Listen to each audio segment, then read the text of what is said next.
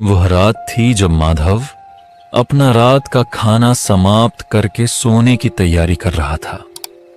तभी उसके घर के बाहर से किसी ने पुकारा, भाई, ओ भाई, माधव भाई घर पर हो क्या? समय रात के तकरीबन 9:30 हो रहे थे। माधव ने दरवाजा खोलकर देखा तो सामने उसका दोस्त रामलाल खड़ा था। रामलाल की आंखों में डर और खौफ दोनों एक साथ दिखाई दिए। अरे रामलाल, क्या हुआ भाई इस वक्त? और तुम्हारे चेहरे का रंग क्यों उड़ा हुआ है? अरे तुम सो गए थे क्या? असल में मैं थोड़ा फंसा हुआ हूँ। हाँ, चेहरे से पता चल गया था। बताओ क्या हुआ है? क्या हुआ? मेरे साथ मेरे घर चलो, तुम्हें देखना पड़ेगा जाकर, तब समझोगे। बिना कोई सवाल जवाब किए क्या हुआ था यह देखने के लिए माधव रामलाल के साथ चल पड़ा। जब वे रामलाल के घर के पास पहुंचे तो एक ऐसा नजारा था जिसे देखकर माधव थम गया। घर के दरवाजे के पास एक बूढ़ा आदमी जमीन पर पड़ा हुआ था। देखने से लग रहा था मानो वह मर चुका हो। अरे ये कौन है? क्या ये आदमी मर गया है क्या? हाँ, यही तो है वो जिसके लिए इतनी रात को मैं तुम्हें अपने घर लाया हूँ। मतलब ये सच में मर गया है। अरे ये बूढ़ा आदमी कुछ देर पहले ही मरा है मेरे सामने। क्या मतलब ये सब अचानक? अरे कैसे यार, कुछ समझ नहीं आ रहा। ठीक से बताओ ना। सुनो फिर, मैं तो रात का खाना खा रहा था। अचानक एक आवाज सुनकर मैं बाहर निकल आया। उसने कहा, घर पे कोई है क्या? थोड़ा पानी मिलेगा? मैंने पूछा, कौन हो आप इतनी रात को यहाँ? पर उसने बस पानी मांगा। मैं पानी लेकर आया और देखा कि वह जमीन पर पड़ा हुआ था। सामने जाकर देखा तो अरे ये तो मर चुका था, सांस नहीं आ रही थी। रामलाल की आवाज डर से कांप रही थी। अब मैं क्या करूं? तुम ही बताओ, ये आदमी कौन है, कहां से आया है? मुझे कुछ भी नहीं पता भाई। अब इस लाश का मैं क्या करूं?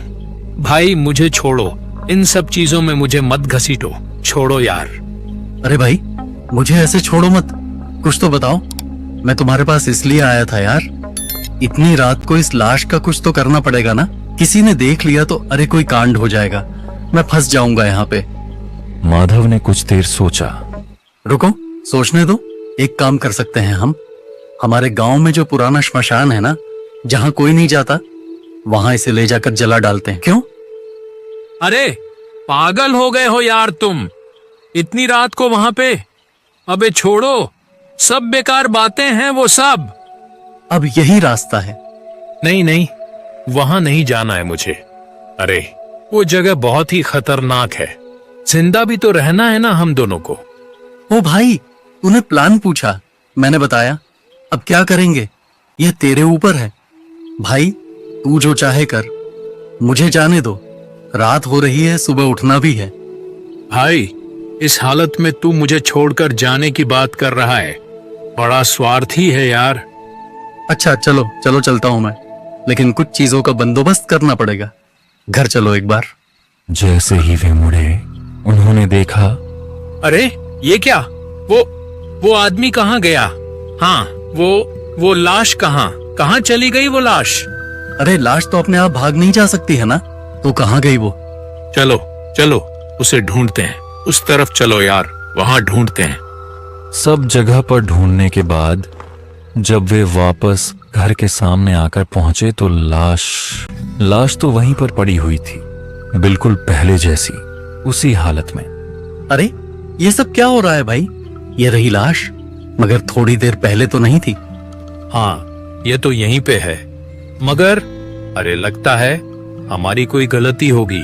छोड़ो उसे, चलो चलो लाश को लेकर जल्द से जल्द निकलते हैं यहाँ से। चलो, रात हो गई है, अब फंस गए हो तो इसका कुछ करना तो पड़ेगा ना हमें। अब तू यहाँ रुक, मैं मेरा स्कूटर लेके आता हूँ। बढ़िया ध्यान रखना कि ये वापस गायब ना हो जाए। रामलाल उस लाश के पास बस खड़ा हुआ था। माधव अपना स्कूटर लेने अपने घर की ओर जा चुका था, मगर रामलाल ने एक बार के लिए जैसे ही उसने लाश की तरफ अपनी नजरें दौड़ाईं तो ऐसा लगा जैसे कि वो लाश उसे ही देख रही थी। अरे ये क्या? नहीं नहीं, मेरा वहम होगा। रामलाल अपनी नजरें चारों तरफ दौड़ाने लगा, लेकिन एक बार के लिए उसे ऐसा लगा मानो कोई तो था वहां पर जो उसके हाथ को पकड़कर खींच रहा था। ऐसा लग रहा था कि यह स्पर्श किसी बुजुर्ग आदमी के हैं। रामलाल ने पलटकर देखा तो उस लाश के हाथ कांप रहे थे। रामलाल डर तो गया था और डर के मारे उसने अपनी नजरें दूसरी ओर कर लीं और ठीक तभी पीछे से उसे कुछ ऐसा सुनाई दिया जिसे सुनकर वह रुक गया। मेरा क्रियाकर्म अच्छे से करना। मैं कोई लावारिस नहीं हूँ तुम्हारी तरह, तुम्हें तो पता है ना। यह सुनकर रामलाल डर के मारे पीछे मुड़कर नहीं देख पाया था। तभी उसी समय माधव अपना स्कूटर लेके आया। माधव ने रामलाल को आंखें बंद करके कुछ बड़बड़ाते हुए देखा। अरे क्या हुआ? अरे ओ, आंखें बंद करके क्या बक रहे हो तुम? ठीक तो है ना? डरे हुए लग रहे हो फिर। अरे यार ये लाश ना, चलो यार जला देते हैं इसे जाकर।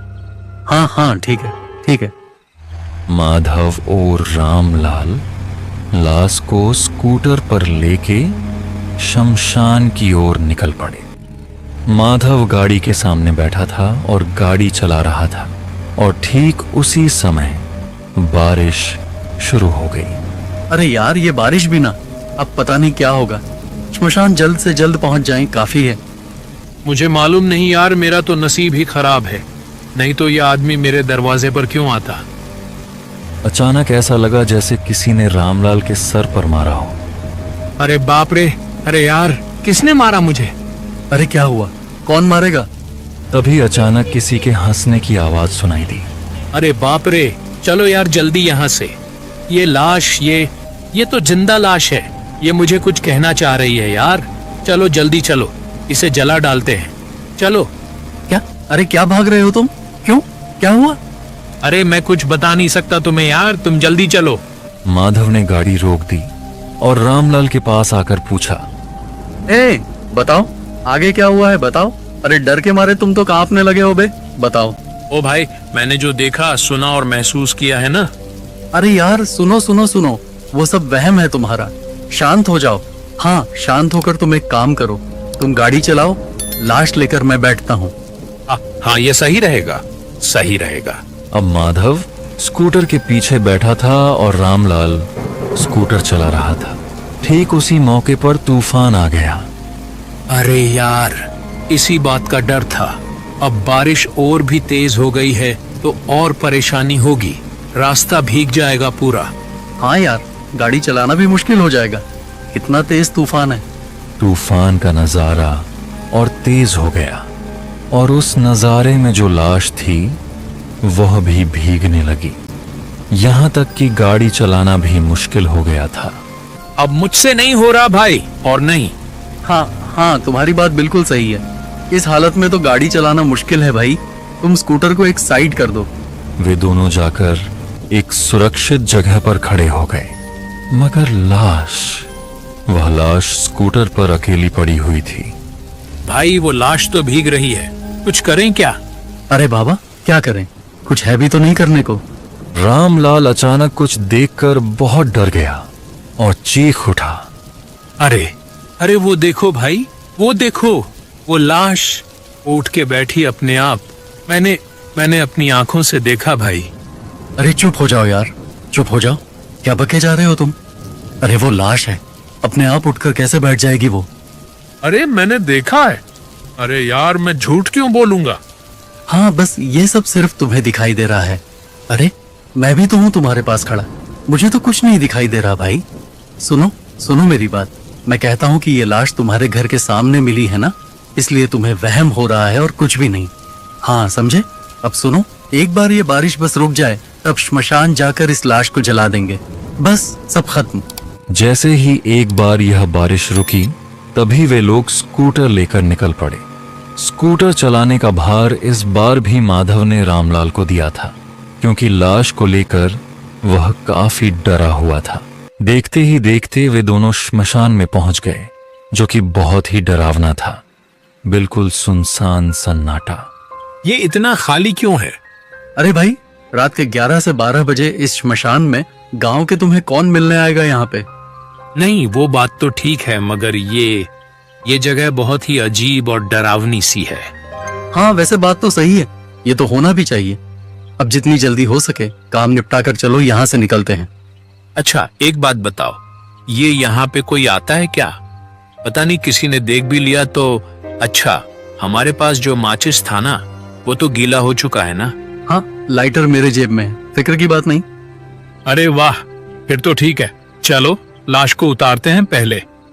दोनों ने मिलकर लाश को पहले तो नीचे उतारा, उसके बाद माधव अंदर गया श्मशान के, एक बार चेक कर लेने के लिए। हाँ भाई, मामला साफ है। चलो चलो, लाश को पहले तो जला देते हैं, तो हो जाएगा काम। ठीक उसी वक्त जैसे ही दोनों ने मुड़कर पीछे देखा तो उन्होंने देखा कि लाश तो वहां पर थी ही नहीं। अरे, ये लाश कहाँ गई भाई? और यार, तुम तो यहीं पे थे ना, तुमने देखा नहीं क्या? नहीं यार, मैं तो वो अंदर देख रहा था कि सब ठीक है। मैंने यहाँ देखा नहीं, पता नहीं क्या हुआ। अब यार मुझे डर लग रहा है, मैं सच कहता हूँ। अरे ठीक है ठीक है ठीक है, शांत हो जाओ, शांत हो जाओ। हाँ, मैं देखता हूँ। हाँ, जो करना होगा अभी करना होगा। उधर देखो। फिर देखा कि लाश तो वहीं पर पड़ी हुई थी, बिल्कुल पहले की तरह।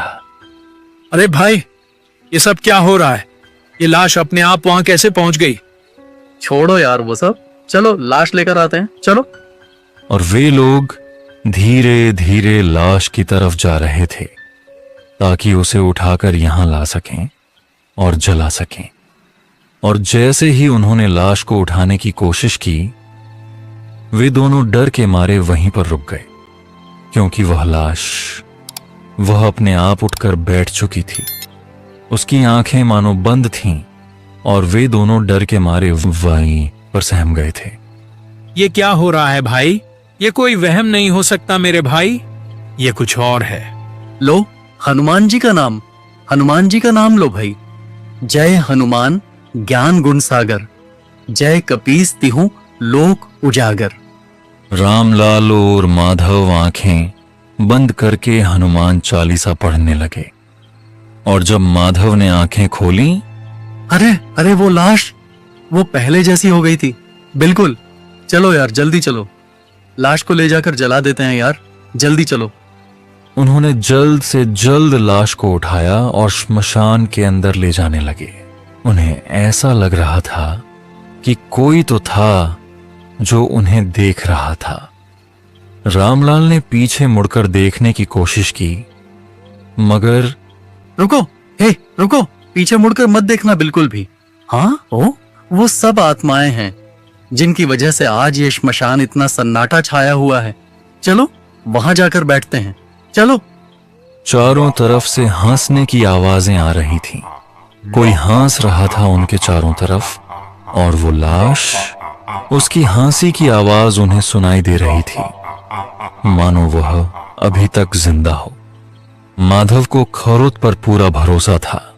उसने लाश के ऊपर तेल डाला और लाइटर निकालकर ऑन करने जा रहा था कि तभी वो लाश, वो जिंदा हो चुकी थी, फिर से उठकर बैठी थी। वो उन दोनों की तरफ देखकर, गुस्से भरी आंखों से देखकर वो बोली, इस श्मशान में मुझे लाकर बहुत बड़ी गलती कर दी है, और मेरी मौत के लिए भी जिम्मेदार तुम लोग ही हो। एक मिनट, ए बाबा, हमने आपको कहाँ मारा? आप तो खुद आए थे मेरे दोस्त के दरवाजे पे मरने के लिए, और अब हमें ब्लेम कर रही है। मैं नहीं आया था क्या? और नहीं तो क्या? तुम लोगों को मुक्ति तो मैं दूंगा, पर मुक्ति क्या मुझे मिली है? बता लड़के, क्या नाम है तेरा? तूने क्या किया है मेरे साथ? तुझे तो अच्छे से पता है, मेरी इज्जत लूट के, मुझे मार के भी तुझे चैन नहीं मिला। तू राक्षस है, राक्षस। अरे मैं एक परिवार का मुखिया हूं, अब उनका क्या होगा? मुझे माफ कीजिए, छोड़ दीजिए। मुझे पता नहीं मुझे क्या हो गया था। जैसे मैंने आपको देखा, मेरे दिमाग पे पता नहीं क्या चलने लगा और बस मैं आपको ले आया। मुझे माफ कर दीजिए। इसलिए झूठ बोल के तू मुझे अपने घर ले आया, फिर लोगों के डर से तूने दम घोंटकर मुझे मार दिया और फिर अपने दोस्त को भी साथ लेकर आया। खून करके तूने फिर बोला एक्सीडेंट है। वाह, क्या बढ़िया प्लान बनाया था तूने। पर अब तू कैसे बचेगा? मैं मार दूंगा तुझे। सब कुछ तेरी वजह से हुआ है। मेरा परिवार आज अनाथ हो गया तेरी वजह से, इसलिए कभी माफ नहीं करूंगा तुझे मैं। आज मेरे साथ इसी श्मशान घाट में तू भी मरेगा। अबे क्या सुन रहा हूं मैं ये सब? हाँ, तू इतना गिर गया था एक बुजुर्ग के साथ, तूने ये सब? छी छी छी, लानत है तुझ पे। शर्म आती है मुझे तुझे दोस्त बोलने में, मुझे घिन आती है। अरे तू इतना नीचे गिर गया रामलाल। तूने किसी की जान ले ली और फिर मेरे पास आया था क्योंकि तू फंस गया था, इसीलिए तू मुझे फंसाने आया था। गलती हो गई, बहुत बड़ी गलती हो गई। माधव, तुम तो मेरे दोस्त हो ना भाई, मुझे बचा लो। इस आदमी से बचा लो, मरने मत दो भाई, बचा लो मुझे। आज तू मेरे हाथों मरेगा, मेरे हाथों। इतना कहकर उस आत्मा ने माधव के दोस्त रामलाल को पकड़कर वहां लेकर जा रही थी, ठीक वहां जहां अब तक वह लाश पड़ी हुई थी। रामलाल चीख रहा था, चिल्ला रहा था, लेकिन वहां सुनने वाला कोई नहीं था। बस माधव अकेला खड़ा चुपचाप सब कुछ देख रहा था। जोर जबरदस्ती अपने साथ रामलाल को भी उस आत्मा ने चिता पर लिटा दिया और तब माधव की तरफ देखकर वह आत्मा कुछ बोली। अब तू मेरी इस चिता पे आग देगा ताकि मेरे साथ साथ यह पापी भी भस्म हो जाए। क्या? मैं क्यों? नहीं नहीं, मुझे छोड़ दीजिए। मुझे ये सब नहीं करना। मुझे किसी की हत्या नहीं करनी। मुझे नहीं नहीं, छोड़ दीजिए। पर तू तो मुझे मुक्ति देना चाहता है ना? अगर मेरा क्रियाकर्म नहीं हुआ तो मुक्ति कैसे मिलेगी मुझे? और साथ ही तेरे इस दोस्त को भी मैं छोड़ नहीं सकती। इसे छोड़ दिया तो मेरी मुक्ति कैसे होगी? मेरे परिवार को जिसने अनाथ किया, मेरा खून किया, इसका मरना तो तय है। समय बर्बाद किए बिना जला दे हमें, नहीं तो मुझे मुक्ति नहीं मिलेगी। जला दे, जला दे, भस्म कर दे। इतना बोलकर उस आत्मा ने रामलाल के शरीर को छोड़ दिया और उस आत्मा का शरीर ठीक रामलाल के बाजू में गिरा हुआ था। माधव क्या करता? अब आपके साथ मेरा मुकाबला कैसे हो सकता है? मैं तो ये सब सोच भी नहीं सकता कि मैं आपसे लड़ूं, और मैं लड़ना चाहता भी नहीं क्योंकि आप एक अच्छे इंसान थे। और मेरे दोस्त ने जो किया वाकई गलत था, उसको सजा मिलनी तो चाहिए जरूर। मेरे यार रामलाल, तूने जो किया था, तेरा तो ऐसा ही कुछ हाल होना था ना।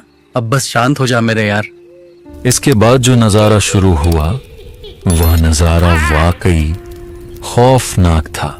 एक तरफ उसका दोस्त जो अपने पाप की अग्नि में जल रहा था, उसकी चीख माधव के कानों को, उसके दिल को छू रही थी, और दूसरी तरफ वह आत्मा, उसकी हंसी पूरे श्मशान को एक अलग ही मंजर दे रही थी।